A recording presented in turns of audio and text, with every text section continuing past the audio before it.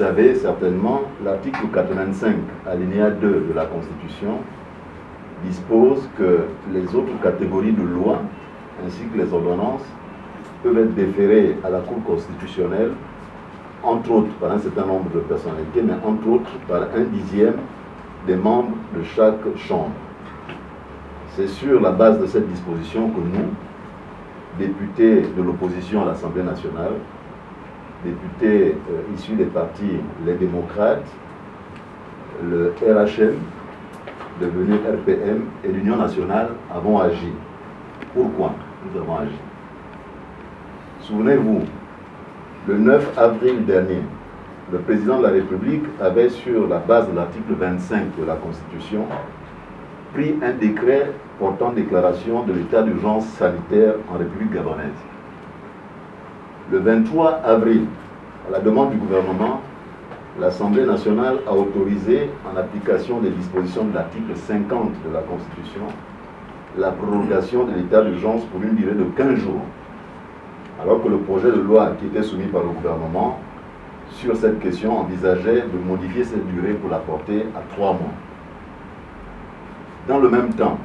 le gouvernement a fait adopter par l'Assemblée nationale un projet de loi portant modification de certaines dispositions de la loi 11/90 du 16 novembre 1990 relative à l'état d'urgence, dans laquelle les pouvoirs exceptionnels conférés au président de la République par l'article 25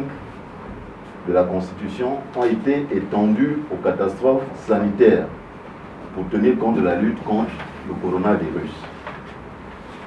À l'issue de la prolongation de 15 jours autorisée par le Parlement, après le bilan sur la gestion de l'épidémie de la Covid-19 présenté à l'Assemblée nationale le 7 mai 2020 par le Premier ministre, alors qu'on s'attendait à ce que le gouvernement renouvelle sa demande de prolongation de l'état d'urgence, il a plutôt déposé un projet de loi fixant les mesures de prévention et de lutte et de riposte contre les catastrophes sanitaires. Et ceci, non pas sur la base de l'article 25 de la Constitution, qui porte sur l'état d'urgence, mais sur la base de l'article 47, relative à l'organisation des principes fondamentaux de la santé. Tout en reprenant l'essentiel des dispositions de la loi sur l'état d'urgence, donc la loi numéro 1190 du 16 novembre 1990, relative à l'état d'urgence, modifiée par le Parlement, et en étendant la période d'application des mesures exceptionnelles à 3 mois, que le Parlement a ramené à 45 jours. Je ne sais pas si c'est clair pour vous, mais si c'est compliqué, on pourra bien détailler. C'est donc cette loi qui a été prise sur les mesures pour lutter contre cette épidémie, mais qui incorpore tous les éléments de l'état d'urgence, donc les pouvoirs exceptionnels qui sont donnés au président et transférés au gouvernement. C'est donc cette loi que nous avons déférée à la Cour constitutionnelle pour que la Cour constitutionnelle la censure du fait, pour nous, de son inconstitutionnalité. Nous avons argumenté d'abord sur la forme et ensuite sur le fond. Sur la forme, retenez en gros que les conditions dans lesquelles cette loi a été adoptée par l'Assemblée nationale ressemblaient à un forcing. On pourrait dire même qu'elle a été adoptée en catimini.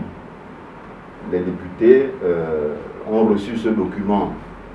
séance tenante le samedi, puisque la session au cours de laquelle,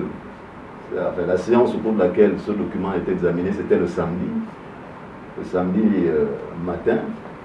Ils ont reçu le document séance tenante et dans l'après-midi, la plénière a été convoquée pour adopter cette loi.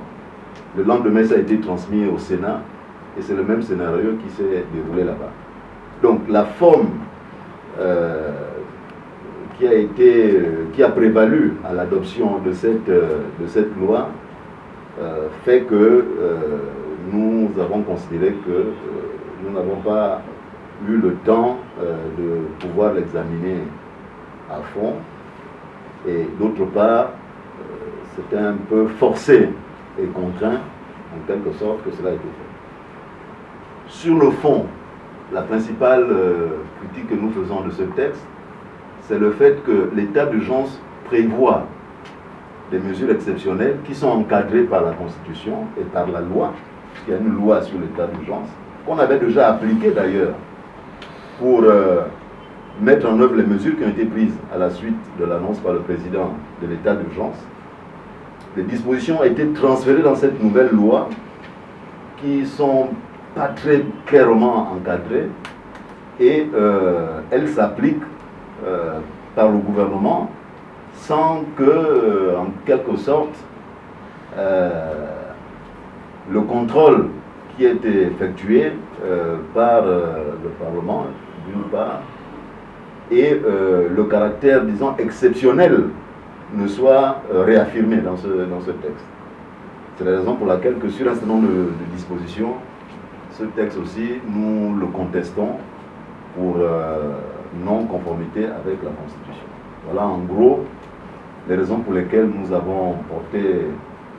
ce texte devant la Cour constitutionnelle en demandant de le censurer.